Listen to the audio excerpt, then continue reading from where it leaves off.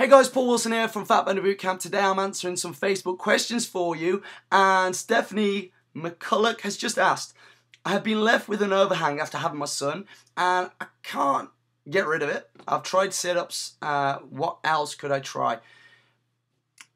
Overhanging skin is pretty difficult to get rid of. You see, because what a lot of ladies do when they get pregnant is that they don't do anything about tightening up their abdominal wall again, okay? And the longer you leave it, the more difficult it's going to be. And worse, what a lot of ladies do is that, or couples do, I should say, is that they'll get pregnant, they'll have a child, and then they get pregnant a year later. There's tribes in South America, and it's literally forbidden, frowned upon, if you get pregnant more than once in every 3 years, or in 3 years. So you see, your abdominal wall and your tummy literally takes that time to tighten itself up again so it's nice and flat again. So it's very tricky. Now, depending on how we've been living our life, how if we gain weight and stretch that belly, and how long we've left it from when we've lost weight and given birth, it's going to be more difficult to get rid of that overhang. And that's when you'll be looking into like surgery to get rid of that loose layer of skin, okay?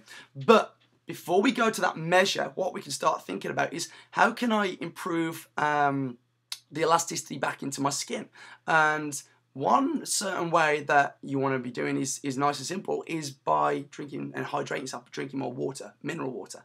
And at the same time as well, you're getting more minerals into your diet.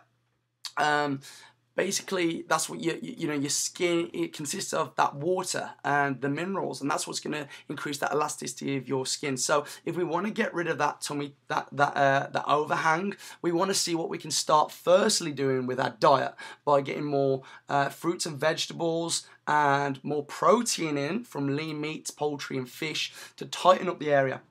Protein is going to do wonderful things for tightening up your abdominal wall, and at the same time improving that elasticity in the skin. We want to be getting more minerals into the body.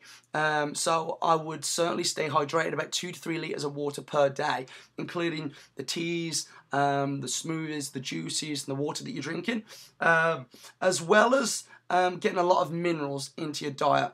I'd probably look to having spraying actually magnesium oil onto your skin, onto your belly region, and see what that does for you before you look into having surgery and things like that, depending on how much it bothers you, and also looking at things like how much it literally overhangs, etc. But you mentioned sit-ups. Now, sit-ups, I've got to mention this. Firstly, how many calories do you think you're going to burn off lying on your back, nodding your head up and down? Diddly squat. You're better off squatting. Seriously, you're better off squatting. Sit-ups are an awful exercise. I don't get my clients to do them because what happens is you damage your lower back and your upper neck, and it's not going to do anything to get rid of that lower belly hang. Now, if we're looking actually not so much skin, but looking at maybe getting rid of that belly weight, that belly fat, then let's start doing some front squats. You could literally, what we do at camp is hold a kettlebell like this in a goblet shape, and we'll do a front squat, YouTube front squat, guys. And that is great for our legs, our butt, but also our abdominals as well, because it's going to tighten up our abdominals and work through our core and burn off a ton of calories as well. In particular, what happens in pregnancy is let me stand up right now. Your hips would tend to protrude forwards like this, okay? Now, this puts a lot of pressure on our back, which, by the way, is one reason we do not want to do sit-ups, because if we do sit-ups, we're tightening up these hip flexors right here, and it pushes our hips down more, pushes our butt out more. So right now, and ladies in particular, if you wear heels, you're going to suffer with this more. We want to loosen off these and strengthen these. So the front squats are going to strengthen these. Also, lunges are going to loosen off these, and it'll end up tucking your hips in, so instead of like this, we're more like this. And actually, it's going to lower the abdominal, which is a really good thing. So let's look into exercising, doing lunges, doing front squats, holding a plank and tighten up that abdominal wall. A great exercise to tighten up your abdominal wall is take a deep breath in and push your belly button out. So your diaphragm's going down, you're pushing your belly button out, and as you exhale through pursed lips, force the air out and draw the belly button into the spine. Let me show you again. So we're going to take a deep breath in, and as you exhale, force the air, draw the belly button in, and really tighten up those abdominals as you force there.